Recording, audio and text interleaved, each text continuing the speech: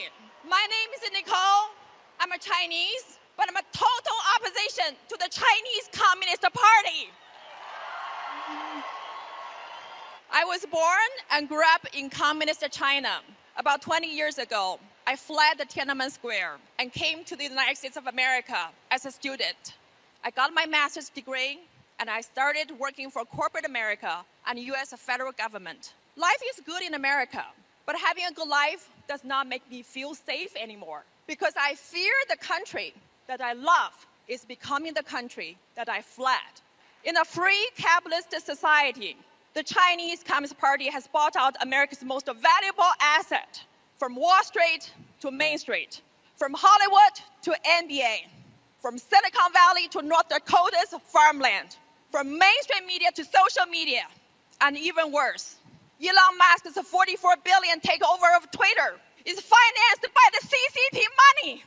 The CCP's enemy number one, Mr. Miles Guo, had his personal account permanently suspended by Twitter a few years ago. The Chinese dissidents had already been canceled out by CCP in China. We had never imagined being canceled here in the United States of America. No one knows better about the danger of communism than the survivors of the Chinese Communist Party. We're the survivors of the Cultural Revolution. We're the survivors of the Tiananmen Massacre. We're the survivors of the labor's concentration camp and the genocide. And we know that the only thing worse than the CCP in China is a CCP in America.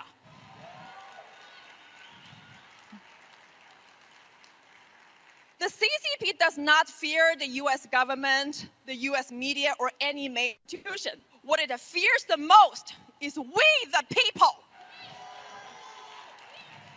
The deplorables, the Chinese dissidents, who are putting their lives on the line, fighting for freedom every day. America is one nation under God, and the CCP might have owned Wall Street, NBA, Hollywood, but the last thing we should allow the CCP to own is America's courthouses, America's justice system, and America's rule of law. I believe in the U.S. Constitution, but can the U.S. Constitution save America from communism? Let's heed the warning by John Adams, your founding father. Our Constitution is only made for moral and religious people. It's wholly inadequate to government of any other. America is one nation under God. If you don't believe God, you will be bought out by the CCP. If you don't believe in God, you will lose this country. Take down the CCP. America has two major political parties, the Democratic Party and the Republican Party. If we don't take down the CCP, the Chinese Communist Party will become the only ruling party in this country, and the party of Xi Jinping will become your permanent dictatorship for life. Wake up, America. From the Tiananmen Square in China to the Freedom Square in America, it's been a long journey for me to be here. It's a journey to freedom, but that's not the end of it. It is just the beginning. I joined the Chinese whistleblower movement and became a member of the new Federal State of China, founded by CCP's enemy number one, Mr. Miles Guo. You saw him in that brilliant video. He's the most persecuted Chinese dissident in America by America's mainstream media.